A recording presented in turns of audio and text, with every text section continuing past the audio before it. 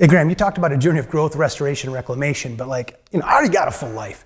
So what's in it for me? Why should I, start putting any more time, energy into working on myself? Well, that's a very valid question. That's a question that everybody has to answer for themselves.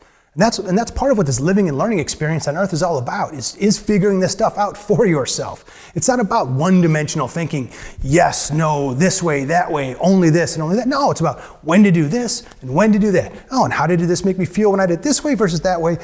To be able to live your most joyous and enjoyable life.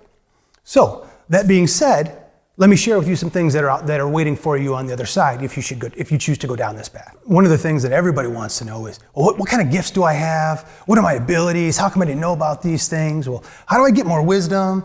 Well, the easy and the short answer is, the more that we reduce the barriers, the restrictions, the fears, the traumas that hold us back from being, and A, reconnecting with our total self, and B, operating from our potential. As we wind those things down and operate as our genuine and authentic selves, the gifts, the wisdom, the abilities, the enjoyment, the fun, all of that just starts to come in naturally, right? That comes as a byproduct of the process. One thing that I can assure you is that all of you have more gifts, more ability, and more wisdom than what you know and what you've been led to believe. Now, how much? Well, that depends on how much you've developed your consciousness over, whether it be thousands of years, tens of thousands of years, or hundreds of thousands of years that your consciousness, has been expanding and developing itself. The fun is in the journey of that restoration and reclamation process of taking yourself back. You ever feel like it's just tough to catch a break? That life's just kicking you when you're down? Boy, it'd sure be nice to go from, why are all these things happening to me, to understanding how all of these things are happening for me. Well, stick around here in this video series and you're going to find out how to do that. As you continue to go through this process, right, the things that no longer serve you are also naturally going to shed away.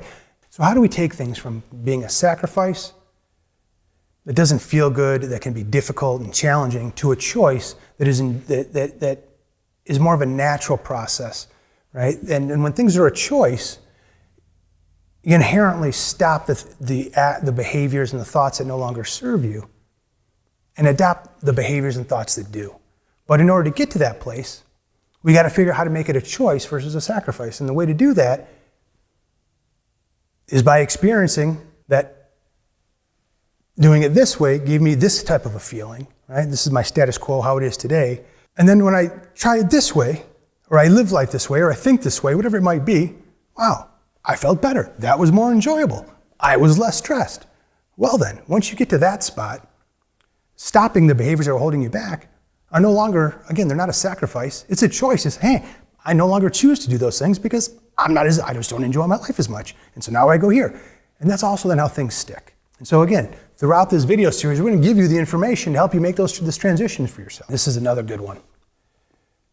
You ever spend a lot of time either with yourself, your friends, therapy, trying to work through problems, working through challenges, work through situations that's continued, it seems like maybe on a hamster wheel with the same challenge or problem all the time, you can't seem to get off of it? Well, the reason for being on that hamster wheel many times is because there's a difference between treating symptoms and treating causes. And so our goal here through this video series is to give you the information to help you treat the root cause, so that after you put in that time and the energy to shed the guilt, to shed the shame, to transform the trauma to treasure and the pain to purpose, it sticks, and you don't have to keep revisiting these things. And that's the beauty of healing at the root cause. But these are also not things that we're taught in our traditional schooling and healing.